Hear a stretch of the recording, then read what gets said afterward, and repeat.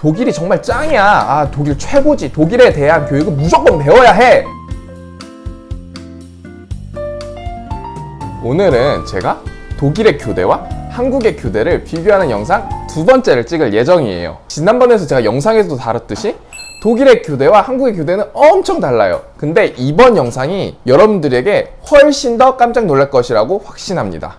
우선 첫 번째, 한국 교대 같은 경우에는 비교과 교육과정을 특강이나 아니면 학생들의 자율활동으로 운영을 하고 있어요. 그래서 학생들에게 경제적인 지원을 하거나 어떠한 물품을 지원을 통해서 학생들이 자율적으로 프로젝트를 꾸리고 아니면 연구 모임을 진행할 수 있는 이러한 모임을 진행을 하고 있고, 또는 학교에서 학생들이 필요한 주제를 선정을 해서 특강의 형식으로 비정기적으로 운영을 하고 있습니다. 그리고 학생들 같은 경우에는 자치활동에 익숙해져가지고 동아리 활동도 정말 많이 하죠. 저희 대학교 같은 경우에는 크긴 엄청 조그맸는데 동아리가 50개가 넘었어요. 이러한 것을 보면 우리나라 같은 경우에는 학생들 자율적인 모임이 정말 성행하고 있다라고 알 수가 있습니다. 하지만 독일은 어떨까요? 제가 독일 교대에서 느낀 점은 독일은 동아리 활동이 그렇게 활발하지가 않았어요. 학생들 자율적으로 하는 동아리 모임이 없는 반면에 대학에서 정규 강의처럼 다양한 체육, 춤, 음악 프로그램들을 개설을 하고 있었어요.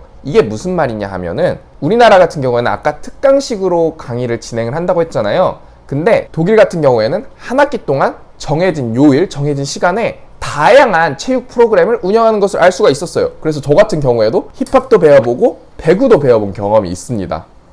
그리고 칼스루해 교육대학교의 제일 좋았던 점은 무엇이냐? 우리나라로 치면 예술의 전당 있죠? 그 예술의 전당과 협약을 맺어가지고 공연 3일 전에는 교대 학생들에게 티켓을 무료로 배포를 했습니다. 이게 VIP 좌석이든 상관이 없었어요. 근데 저는 이거를 제가 떠나기 한 달 전에 알았단 말이에요. 그래서 한 달 전에 한 달 동안 약 20편의 뮤지컬, 연극, 발레, 오페라 등을 봤던 기억이 나네요. 그리고 두 번째는 교대의 졸업 요건입니다. 근데 우리나라의 교대 졸업 요건은 아주 심플해요. 140학점을 듣고 그리고 논문을 쓰면 되는데 그 논문도 형식적인 논문이에요. 그리고 다른 전공 같은 경우에는 졸업 공연이 될 수도 있고, 체육과 같은 경우에는 전국 교대 단위의 운동 대회에 참여를 해서 좋은 성적을 거두면 이제 면제가 되는 걸로 알고 있습니다. 하지만 독일은 어떨까요? 독일은 우리나라보다 학점에 대한 요구가 정말 많아요.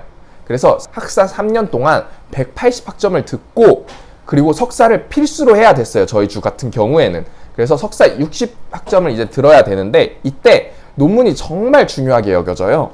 우리나라 같은 경우에는 논문을 쓰는 졸업 과제가 있음에도 불구하고 논문을 어떻게 쓰는지에 대한 글쓰기 강의는 제공이 되지 않잖아요. 근데 독일 같은 경우에는 학문적 글쓰기, 연구하는 방법, 이러한 글쓰기 방법에 대해서 정말 많은 시간을 할애하고 있습니다. 그래서 학사 때도 논문을 쓰고 석사 때도 논문을 써야 하는데, 그리고 석사 때 같은 경우에는 학사 때 배웠던 주전공 2개를 12학점을 듣고 교육학 강의를 20학점 정도를 들어요. 그리고 나머지는 다 논문에 할애를 하는 거죠. 그리고 마지막으로 다른 점은 우리나라에서는 전혀 없는 제도라고 생각을 하면 돼요.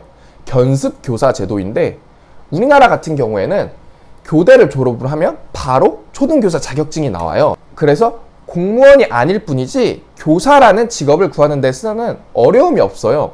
그래서 저 같은 경우에도 기간제 교사로 근무를 했었고, 임용고시, 초등에 한해서 임용고시가 전국 단위로 봤었을 때에는 아직까지도 경쟁률이 1을 넘지 않는다고 합니다. 하지만 독일 같은 경우에는 대학, 학사, 석사를 졸업을 한 다음에 견습교사를 1년 반 정도 해야 돼요.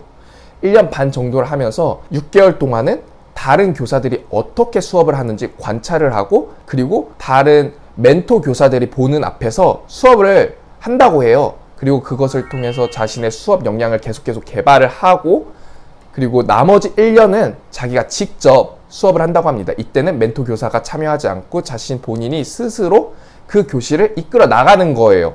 이제 우리나라랑 정말 다르죠. 그 대신 1년 반 동안 월급을 받을 수가 있어요.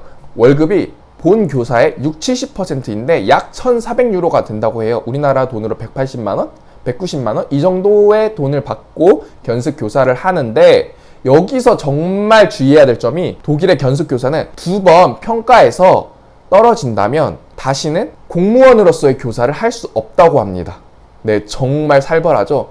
내가 3년 학사, 1년 석사, 3년 동안 견습교사 2번 했다고 하면은 이렇게 7년이라는 시간을 초등교사라는 직업에 투자를 했는데 그 평가에서 떨어진다고 하면은 이젠 교사를 못한다고 하는 거죠. 이런 부분을 통해서 독일이 어떠한 자세로 초등교사를 양성하고 있는지를 알 수가 있었습니다. 네, 여러분, 오늘 독일이 어떻게 초등교사를 양성을 하는지 두 번째 이야기 어떻게 들으셨나요? 우리나라랑 정말 많이 다르다는 걸 알 수가 있어요. 제가 이 영상을 찍는 이유는 독일이 정말 짱이야. 아, 독일 최고지. 독일에 대한 교육은 무조건 배워야 해. 이러한 마인드로 찍는 것이 아니라 우리나라와 독일이 정말 다른 게 있고 그 다른 것을 통해서 우리나라의 다른 가능성은 무엇이 있을까? 우리가 지금 가지고 있는 제도의 문제점은 무엇일까? 라는 것을 객관적인 입장에서 바라볼 수 있을 거라고 생각해서 이러한 영상을 찍게 되었습니다. 부디 이 영상이 재미있었기를 바라며 이만 영상을 마치겠습니다. 안녕! Auf Wiedersehen!